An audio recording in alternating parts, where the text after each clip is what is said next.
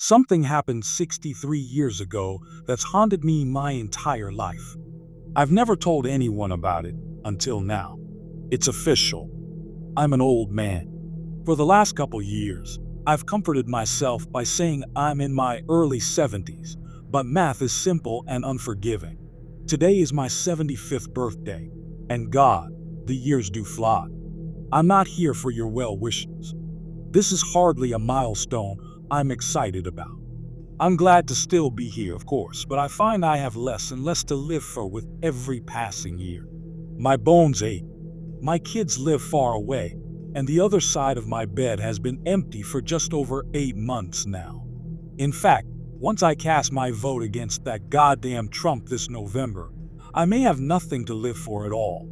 So spare me your happy birthdays and your congratulations, if you please. I'm here because I have a story for you, and it's one I've never told before. I used to think I kept it inside because it was silly, or maybe because nobody would believe it. I found, though, that the older you grow, the more exhausting it becomes to lie to yourself. If I'm being perfectly honest, I've never told anybody this story because it scares me almost to death. But death seems friendlier than it used to, so listen close. The year was 1950. The setting, a small town in Maine. I was a boy of 9, rather small for my age, with only one friend in the world to speak of, and his family, seemingly on a whim, decided to move 2,000 miles away. It was shaping up to be the worst summer of my life. My pop wasn't around, and my mom was a chore whore. Boy, was I proud of myself when I came up with that one. So I wasn't apt to hang around the house. With some hesitation, I decided the public library was the place to be that summer.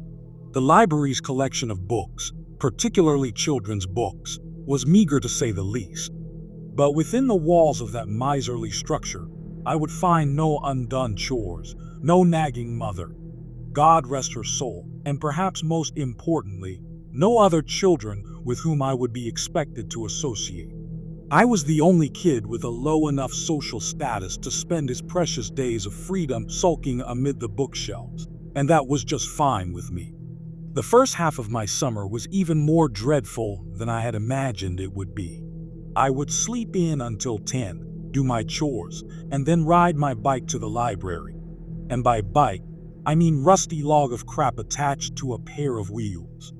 Once there, I would split my time between unintentionally annoying the elderly patrons and deliberately doing so.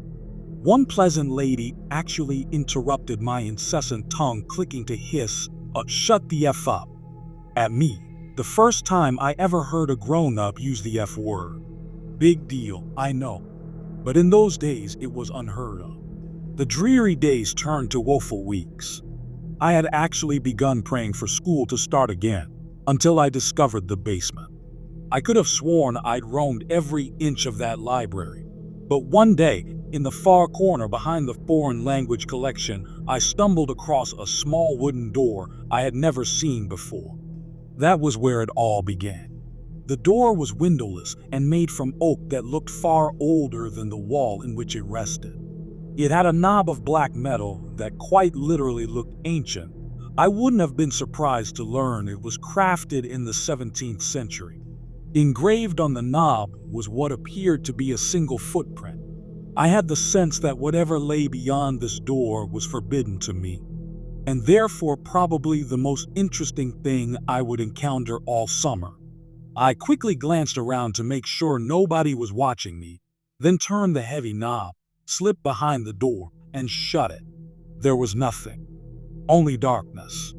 I took a couple of steps and then stopped, unnerved by the totality of the shadow which surrounded me. I waved my hands in front of me in an attempt to find a wall or a shelf or anything to hold on to.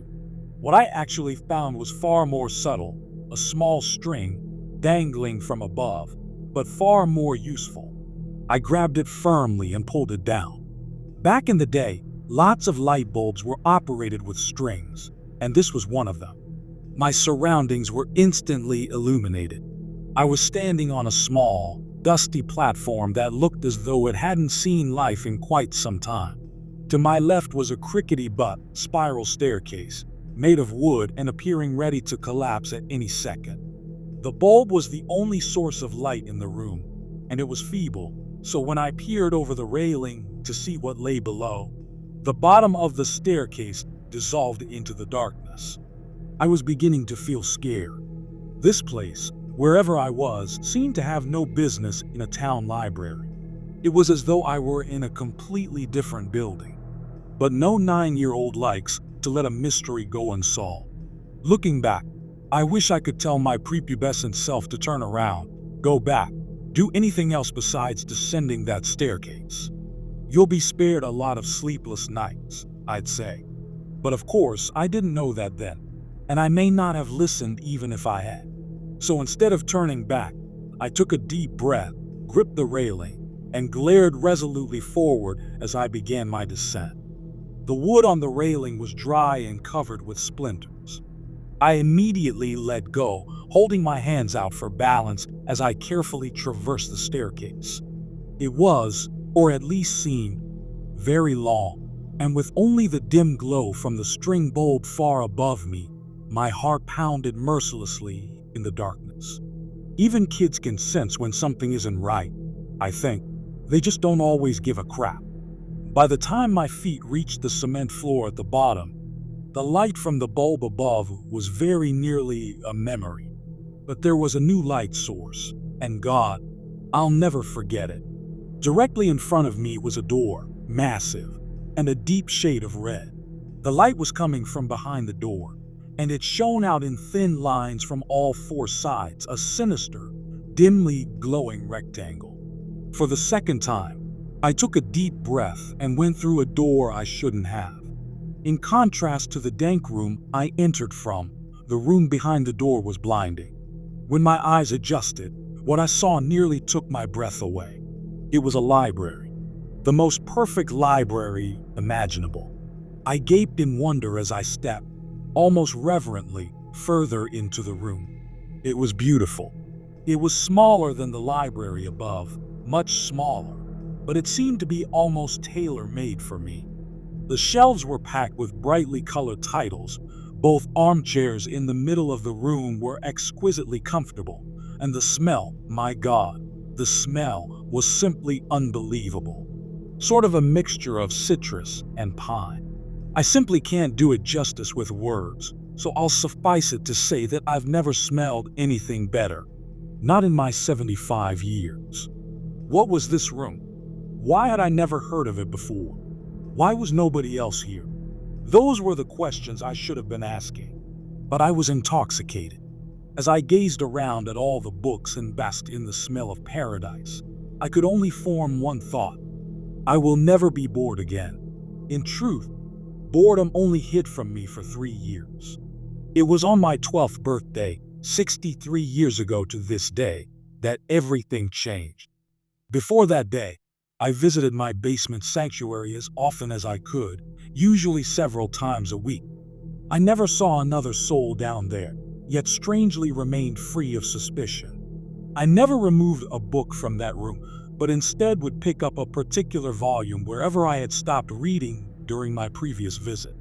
I sat, always in the same deep purple armchair, and always leaving its twin barren and directly across from myself. That armchair was mine.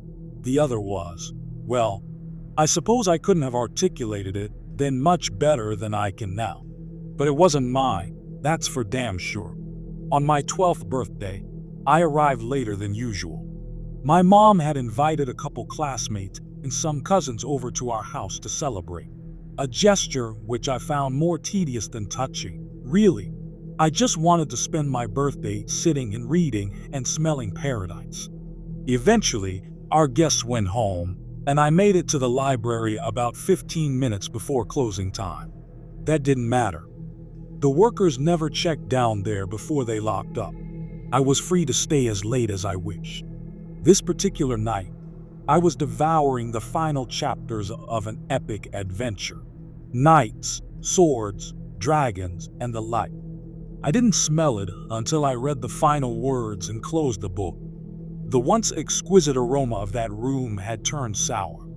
I sat for a moment, unsettled.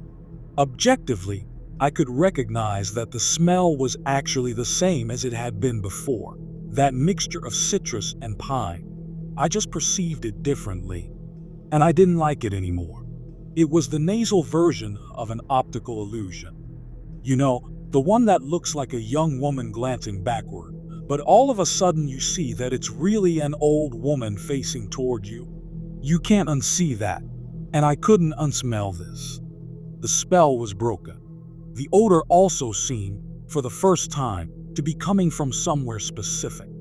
With a fair amount of trepidation, I stalked around the room, sniffing the air like a crazed canine until I came to a shelf near the back. The shelf was perfectly normal, with the exception of one title, a large, leather-bound cover of solid faded maroon, with one striking black footprint at the top of the spine. This was the source of the smell. I opened the front cover and saw one sentence scrawled neatly in blood-red ink atop the first page. "Rest your sorrows down, friend, and leave them where they lie." I stared at this sentence, mesmerized, as I began to retreat to my chair. I turned a page. Blank. The smell became stronger. Another page, blank, and the smell grew stronger still. I stopped for a moment, suppressed a gag, and continued walking.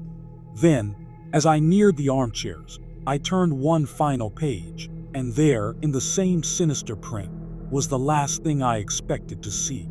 My own name. I dropped the book. I began to sprint toward the door, but as I shifted my gaze forward, my heart leapt to my throat, and I stopped in my tracks. The empty chair wasn't empty anymore. An aged man in a suit sat before me, one leg crossed over the other, contemplating me with piercing gray eyes and a light smirk. This was all too much. I fell to my knees and expelled the contents of my stomach onto the carpet. I wiped my mouth, staring at my vomit, when I heard the man let out a chuckle. I stared at him disbelievingly. "Who are you?" I asked, panic in my voice. The man leapt to his feet, grabbed me gently by the shoulders, and helped me to my chair. He sat, once again, in his own. "I fear we got off to a bad start," he said, glancing at the pile of sick on the carpet. "The smell. Oh. It does take some getting used to." "Who are you?" I repeated. "Tonight, you will know hardship like you've never before known," he said. "I come as a friend, offering you refuge from it, and from all other storms which lie ahead." I wanted nothing more than to leave at that moment, but I remained seated. I asked him what he was talking about. "Your mother is dead, my boy. By her own hand, in her kitchen. The scene is gruesome, I must admit," he said in sorrowful tones, but was there a playful glint in his eye? "Surely you wish to avoid this path. I can show you a safer one." My blood ran cold at the horrors this man spoke of, but I did not believe him. "What do you want with me?" I demanded, trying to sound braver than I felt. He laughed, an old, raspy yelp that seemed to shake him to his bones. "Nothing but your friendship, dear boy," he said. Then, sensing I found his answer inadequate, he expounded. "I want you to come on a journey with me. My work is noble, and you will make a fine apprentice. And maybe, when I'm done," he sighed tiredly, running his bony fingers through his thin white hair, "maybe then, my work can be yours." I stood up, shuffling toward the door, but never breaking his gaze. "You're crazy," I told him. "My mom isn't dead." "She's not. See for yourself, if you must," he said, gesturing toward the door. I threw him a contemptuous glare and bolted for the exit. As my hand closed around the knob, he said my name softly. In spite of myself, I turned around. "Your road won't be easy, friend.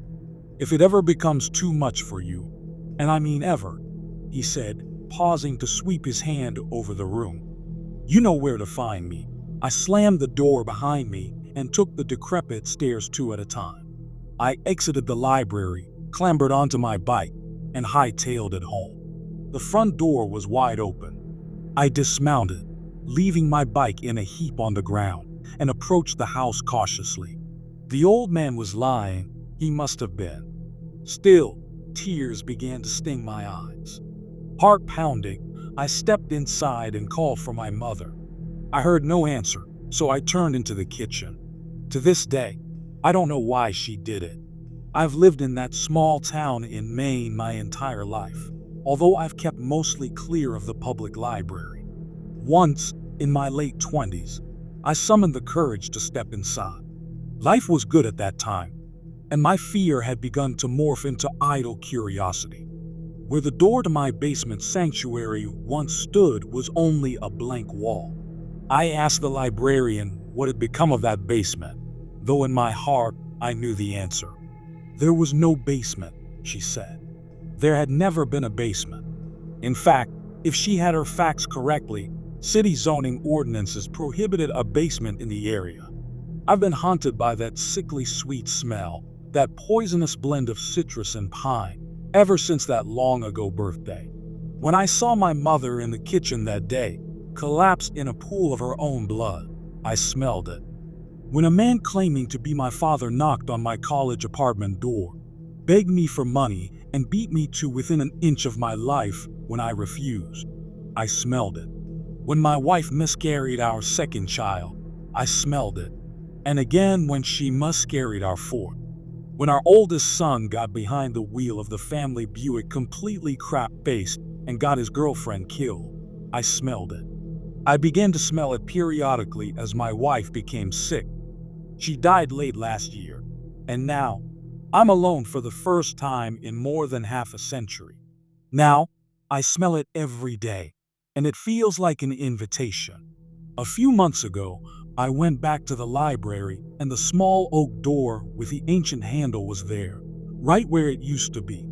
My evening walk has brought me past that library every day since, but I haven't gone inside. Maybe tonight I will. I'm frightened to death, yes. But lately, I'm even more frightened to keep living. The old man was right. My road hasn't been easy, and I doubt it will get any easier. Rest your sorrows down, friend, and leave them where they lie. He promised relief. A refuge, he said. Was he right about that too? There's only one way to find out. After all, I still know where to find him. I hope you guys liked this video. If you did, make sure like, comment, share, and subscribe the channel Mark Stories.